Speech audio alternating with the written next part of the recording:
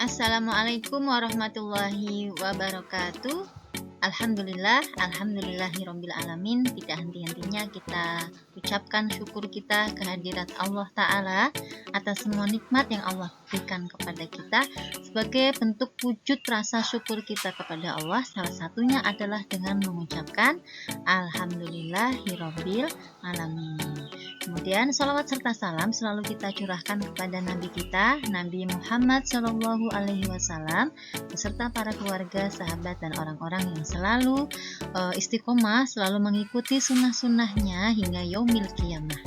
Teman-teman, mari kita awali belajar kita hari ini dengan bersama-sama membaca Bismillahirrahmanirrahim.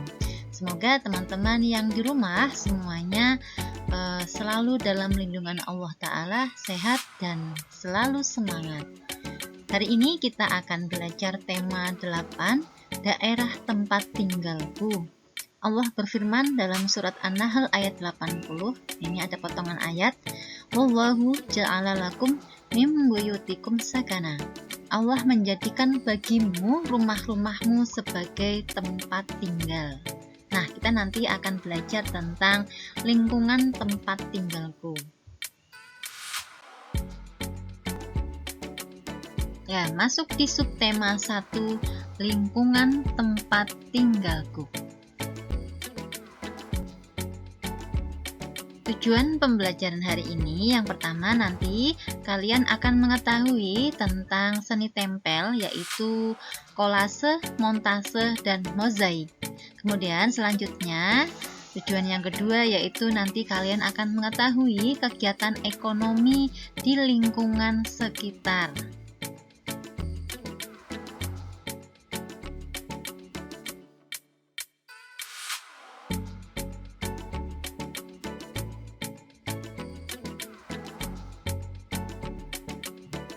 Nah, teman-teman masih ingat tentang hadis Innallaha jamilun yuhibbul jamal.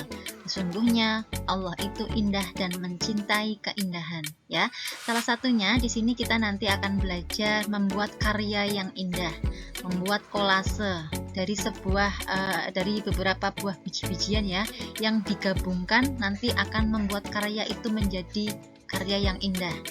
Di sini kolase bisa kalian perhatikan, ini ada beberapa contoh gambar kolase ya. Kolase itu adalah teknik untuk membuat karya seni rupa 2 dimensi dengan cara memotong dan menempel. Nah, bahan yang digunakan bisa berupa kertas, kain, kaca, logam, kayu, dan bahan lainnya yang ditempel pada permukaan gambar, atau juga bisa dari biji-bijian. Selain kolase, kita juga mengenal montase. Nah, montase ini adalah karya seni yang dibuat dari berbagai foto atau gambar yang digabung dengan gambar tangan ya, gambar tulisan tangan gitu. Gambar-gambar tersebut bisa terdiri atas berbagai macam gambar yang berasal dari foto, majalah, koran, atau sumber lainnya. Gambar-gambar tersebut diatur sedemikian rupa sehingga menjadi gambar baru yang bermakna. Nah, langkah-langkah membuatnya adalah yang pertama, tentukan tema. Tema apa yang kira-kira kalian akan buat untuk montase ini? Setelah menentukan tema, kemudian cari gambar yang sesuai dengan tema. Dicari, dikumpulkan, misalnya diambil dari koran atau dari internet, bisa ya. Kemudian gambar itu dipotong. Nah, dipotong, setelah itu disusun sesuai dengan konsep gambar tadi, sesuai dengan temanya. Ditempelkan, dibuat rancangannya dulu tadi ya, dibuat rancangan terlebih dahulu, kemudian kalian tempelkan menggunakan lem. Jadilah montase, mudah ya.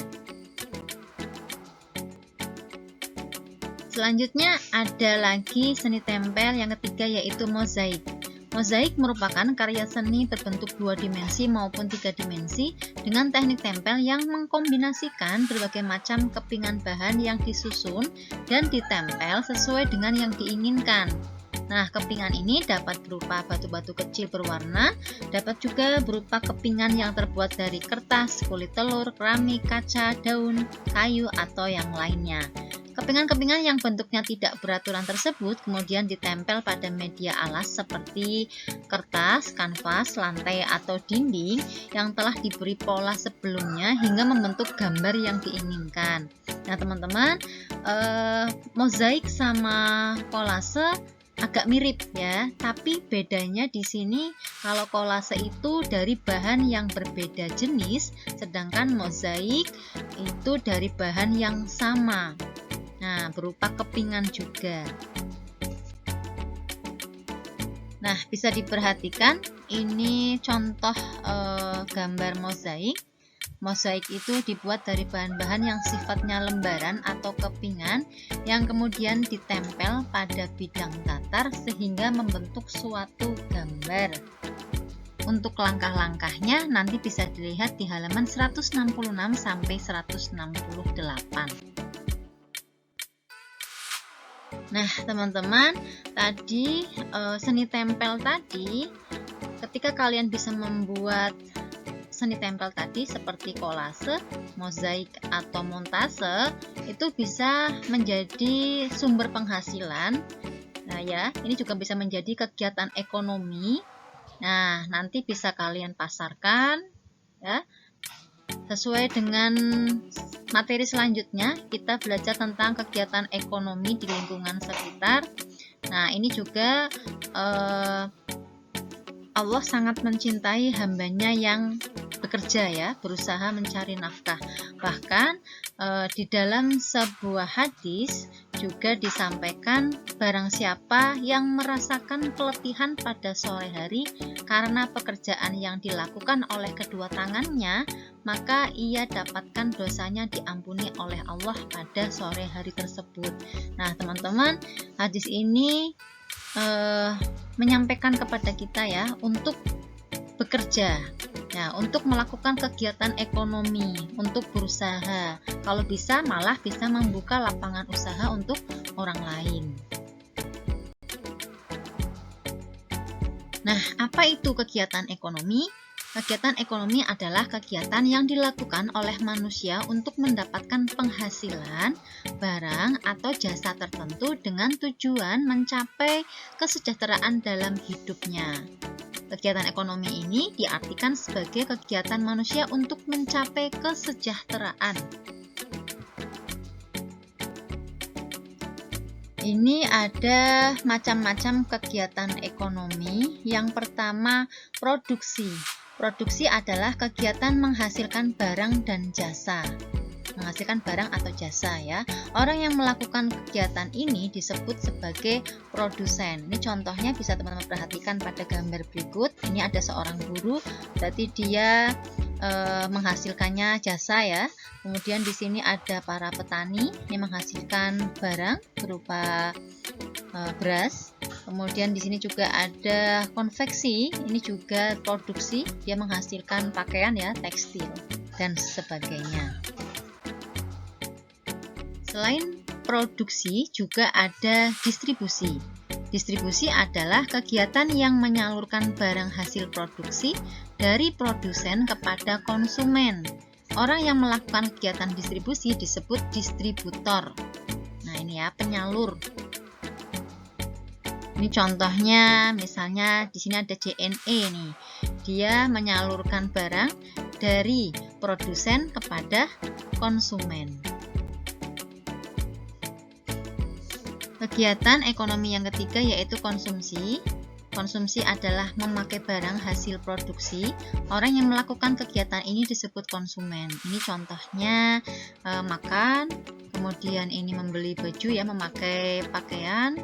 Kita juga membeli misalnya di sini ke pasar membeli kebutuhan rumah tangga, itu juga kita termasuk konsumen.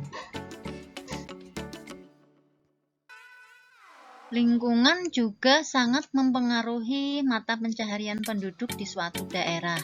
Mata pencaharian penduduk di suatu daerah berbeda dengan daerah yang lain.